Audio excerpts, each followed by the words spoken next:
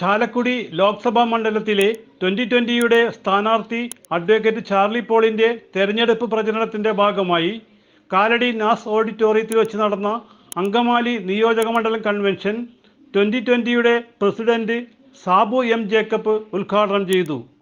നമ്മളിപ്പോൾ ഒരു പെട്ടിക്കട നടത്തണമെങ്കിൽ നമുക്കറിയാം, ആ പെട്ടിക്കട നടത്തണമെങ്കിൽ നമ്മൾ പലപ്പോഴും മാല പണയം വെച്ചും അല്ലെങ്കിൽ എന്തെങ്കിലും കടം മേടിച്ചും ഒക്കെയാണ് നമ്മൾ ഒരു 5000 രൂപയോ 10000 രൂപയോ ഉണ്ടാക്കിയിട്ടാണ് മിഠായിയോ ചായയോ ചായക്കടയോ അല്ലെങ്കിൽ എന്തെങ്കിലുമൊക്കെ ഒരു സൈക്കിളിൽ അല്ലെങ്കിൽ ഒരു ചെറിയൊരു പെട്ടിക്കട നടത്തണമെങ്കിൽ നമ്മുടെ ബുദ്ധിമുട്ടാണ് നമുക്കറിയാം.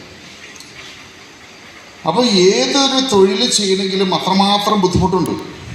രാഷ്ട്രീയമോ ഒരു മുതൽ മുടക്കുമില്ലാതെ ലാഭം മാത്രം ഉണ്ടാക്കാവുന്ന ഏറ്റവും വലിയൊരു കച്ചവടമാണ്. അതുകൊണ്ട് തന്നെയാണ് ഇവരെ സംബന്ധിച്ച് ജയം തോൽവി ഒന്നും ഇവരെ ബാധിക്കുന്നില്ല. ഇത്തവണ തോറ്റാൽ അടുത്ത തവണ ജയിക്കും. 5 വർഷം വെറുതെ ഇരിക്കണം. ഇപ്പോൾ നമ്മുടെ UDFൻ്റെ ബെന്നി ബെഹനാനാണ് ഇപ്പോൾ MP. ഇതിനു മുമ്പ് ഇന്നസെൻ്റ് ആയിരുന്നു.